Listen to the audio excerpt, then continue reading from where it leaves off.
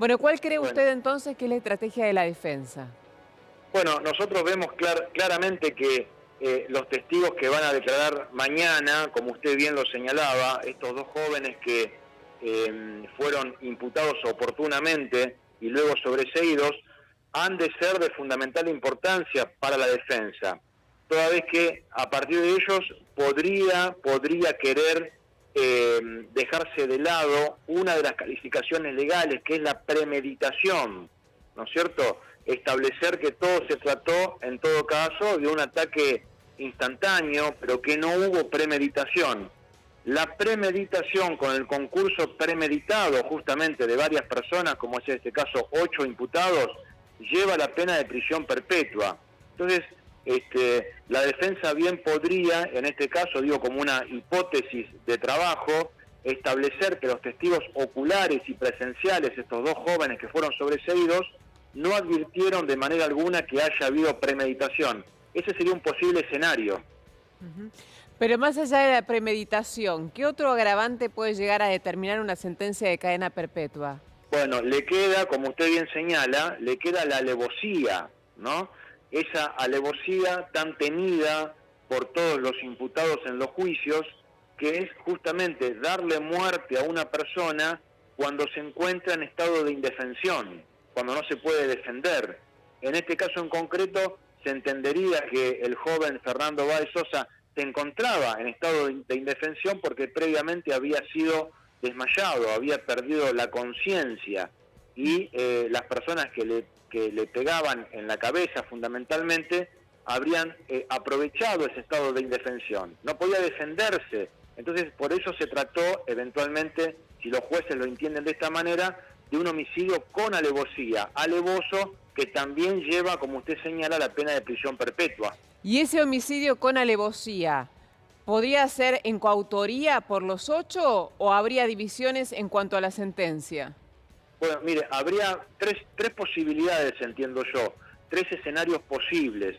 Uno sería el que usted acaba de señalar, que serían la coautoría funcional entre todos y todos condenados a pena de prisión perpetua. La otra posibilidad sería que algunos sean condenados a pena de prisión perpetua y otros como partícipes secundarios. ¿Qué son los partícipes secundarios? Los que prestaron una colaboración, pero que esa colaboración no fue indispensable. Igualmente el hecho se habría producido. Y un escenario de un tercer tercio sería que algunos sean condenados y eventualmente también algunos absueltos. Quiero decir con esto, absolviendo en algunas ocasiones, cuando corresponde, también se hace justicia. Algunos condenados y otros absueltos. Es otra posibilidad, tal vez un poco más pequeña, pero existe. ¿Cuáles serían esos, lo que supuestamente no tocaron a Fernando, sino que se quedaron en los alrededores y se Claramente. enfrentaron a sus amigos? Sí, claramente. Esa acción de impedir la ayuda de los amigos de la víctima deberá ser interpretada por el tribunal. Si esa ayuda fue indispensable o fue solamente secundaria. De ser secundaria, la pena es de 15 años de prisión, de ser secundaria, ¿no es cierto? Ahora, si el tribunal considera que la ayuda fue indispensable, es decir, si se trataron de partícipes necesarios o principales, la pena también para ellos es de prisión perpetua, igual que los autores. Ujú. ¿Homicidio preterintencional para usted? Lo veo poco factible. Claramente es una posibilidad que quiera esgrimir la defensa. ¿Qué es un homicidio preterintencional? Es una persona mata a otra con intención en principio de dañarla, no de matarla, pero usando un mecanismo que razonablemente no debería provocar la muerte. Un ejemplo muy clásico de un homicidio preterintencional es cuando dos personas se pelean, una le pega un puñetazo a otra para, digamos, romperle un labio, y esa persona que recibe el golpe trastabillea y golpea la cabeza contra el cordón de la vereda. Obviamente que la persona que le pegó el puñetazo solamente quería lastimarle el labio, pero se produce finalmente un homicidio.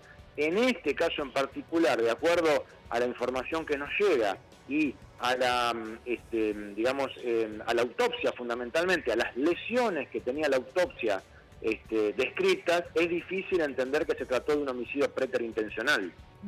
Teniendo en cuenta esto de las divisiones en cuanto a sentencia, que no a todos le cabería la misma por lo que estamos hablando, ¿no conviene que hablen o esto preferiría la defensa hacerlo previo a los alegatos?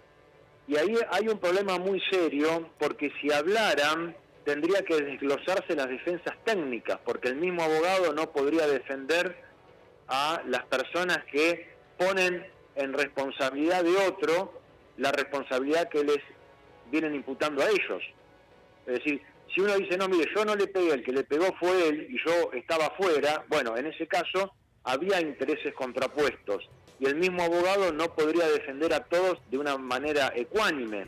Entonces se generaría un problema procesal ahí, porque habría que suspender el juicio para poner equilibrio en esa situación. Por eso, doctor, ¿no avanzó Luciano Pertossi en su declaración? Es posible, es una posibilidad, claramente. Usted observe que Luciano, bueno, habló muy poco, dijo que él no estaba, pero no echó culpas. No dijo, yo no estaba, pero el que estaba fue fulano. O yo no estaba, pero el que le pegó, el que se ve ahí en la imagen fue mi compañero. Eso no lo dijo. Es decir, trató de salir del escenario sin poner a nadie en su lugar. Claramente puede ser ese el motivo por el cual no avanzó, como usted lo dice, sí.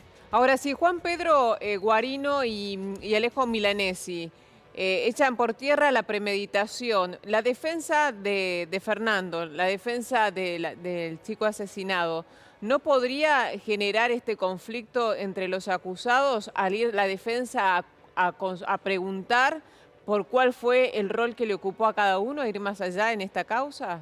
Sí, claro que podría preguntar y podría interrogar, porque si bien es cierto que los dos jóvenes son traídos al juicio por la defensa de los imputados, en este caso por el doctor Tomei, también es cierto que una vez que se sientan ahí en el banquillo a declarar, los testigos no son de quien los trajo, los testigos son del juicio.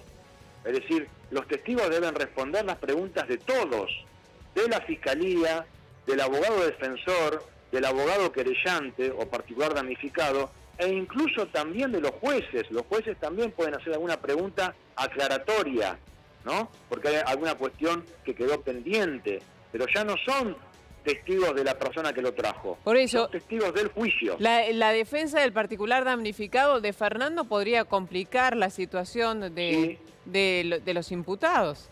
Sí, claramente. Porque ahí no se pueden negar a declarar. No se pueden negar a declarar y además tienen que decir la verdad. Si no, corren el riesgo, por supuesto, de ser imputados por falso testimonio. Y no solamente tienen que decir la verdad, sino que no tienen que callar nada, porque el falso testimonio se produce por acción y también por omisión, por decir una mentira o por ocultar una verdad. Y en ese punto en particular, Guarino y Milanesi, ellos no omitieron decir la verdad cuando Máximo Thompson señaló a Pablo Ventura. Bueno, lo que sucede ahí es que ellos, cuando fueron a la fiscalía, fueron en calidad de imputados. Entonces no estaban obligados a declarar hasta ese momento. Ahora sí tienen la obligación de declarar porque son testigos. Pero cuando fueron sobreseídos, que por supuesto primero fueron imputados, fueron indagados, no tenían la obligación de hablar. Ahora sí tienen la obligación de hablar todo, contar todo, en cuanto supieran y les fuera preguntado, y además de eso, de decir la verdad. ¿Y no puede cambiar la figura de ellos o es caso cerrado? ¿Ellos ya están sobreseídos en esta causa? ¿No puede cambiar su situación procesal? Como usted lo señala, es caso cerrado. El sobreseimiento que tienen ellos es definitivo. Por eso ahora la justicia está autorizada a recibirle declaración testimonial. Si no estuviesen sobreseídos, no podrían ser testigos. Entonces, en ese caso, por más que se comprobara o se sospechara que ellos tuvieran algo que ver en el marco del hecho criminal, no podrían imputárselos porque ya han sido sobreseídos. ¿Qué pasa con la sociedad, doctor? Porque la sociedad está esperando, la sociedad ya condenó. Sí, Entonces, claramente ya condenó. Sí, entonces, sí. ¿el tribunal podría condenar según la necesidad de una sociedad? Y nosotros los abogados penalistas esperamos que eso no suceda. Es decir, la expectativa que tenemos los hombres de derecho y sobre todo de la abogacía en el ámbito del fuero penal, tenemos la expectativa que el tribunal dicte un fallo, una sentencia, un veredicto ajustado a derecho, no por la presión social, que no se deje llevar por la presión social.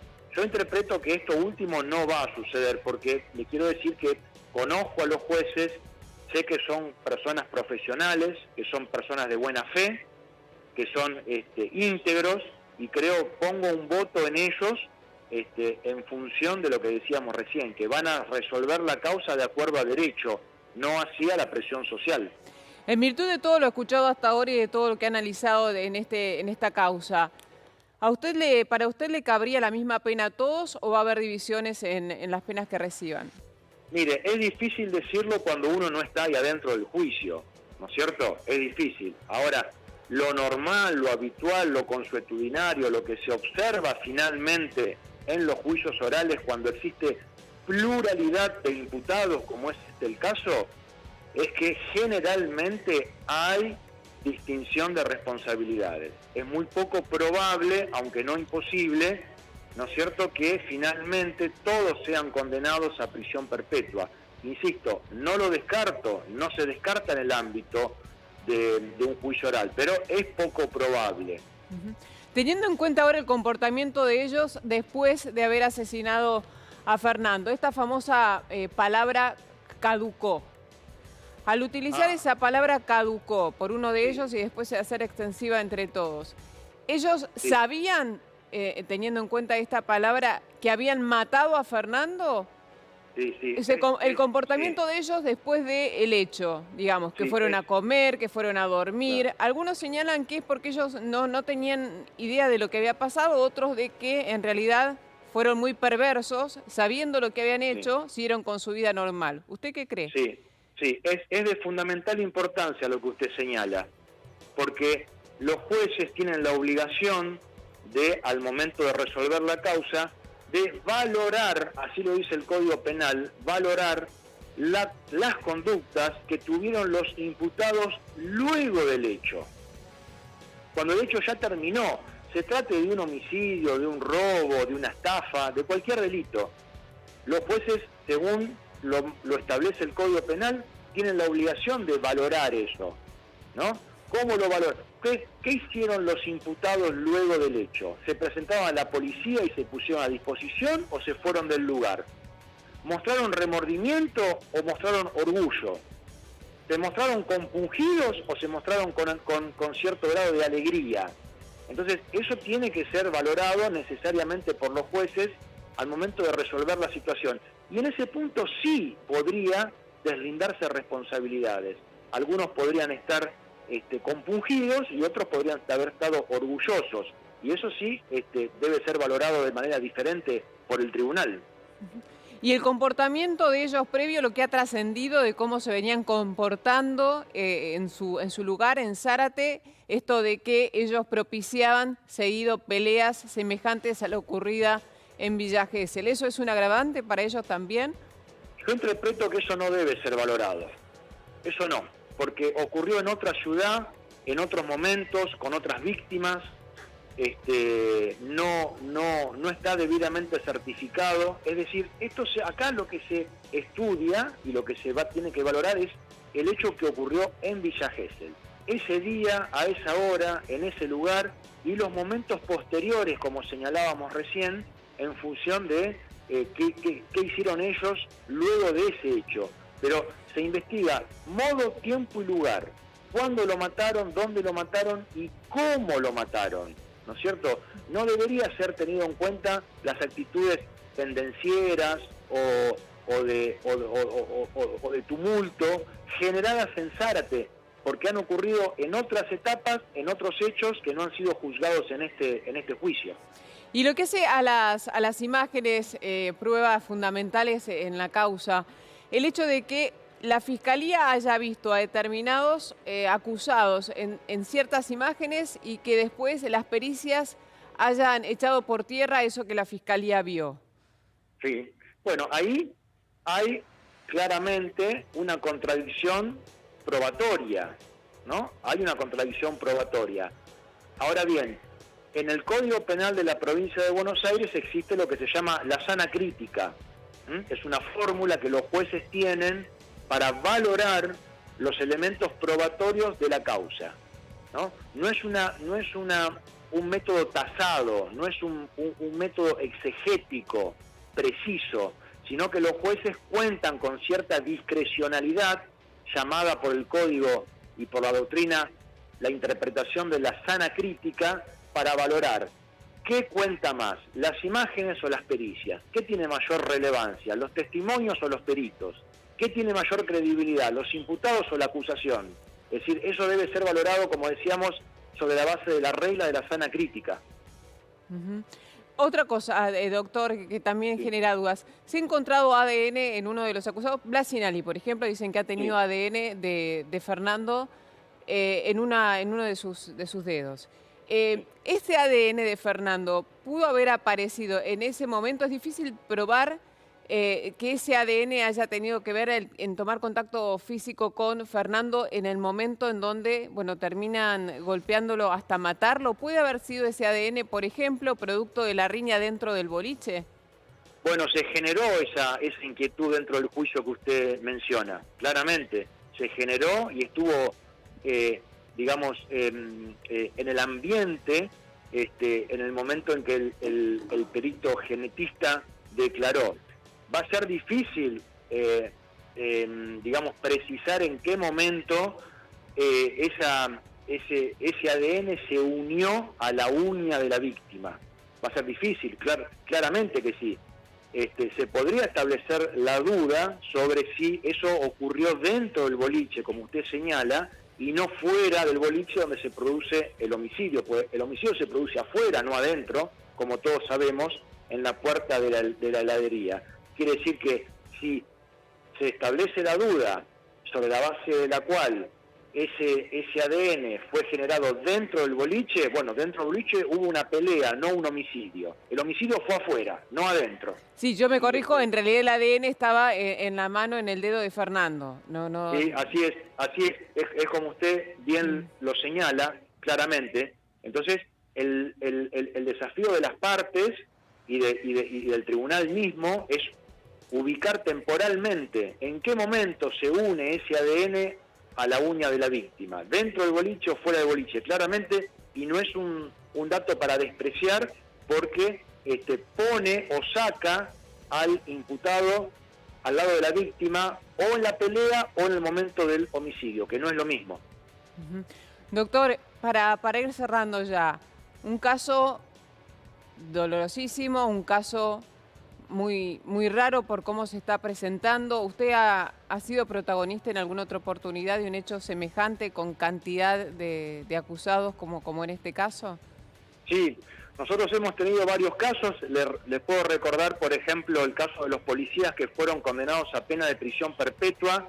Yo representaba a la víctima en el caso de Gastón Dufó, en el partido de La Matanza, donde ahora hay 5 policías condenados a pena de prisión perpetua por el delito de tortura seguida de muerte. Ahora, no se da muy habitual que los imputados sean todos civiles. No hay ningún policía o ningún miembro de la fuerza de seguridad. En este caso son jóvenes, deportistas, clase media, media alta, bien instruidos, bien, digamos, alimentados en cuanto a su contextura física, pero acusados en este caso en particular de una calificación terrible, que es el homicidio doblemente agravado por el concurso premeditado de personas y por la alevosía, que llevan de ser culpables la pena de prisión perpetua. Seguiremos atentamente el desarrollo de este juicio. Gracias por hacernos todas estas aclaraciones, doctor. Bueno, la saludo con todo mi aprecio. Buenas tardes.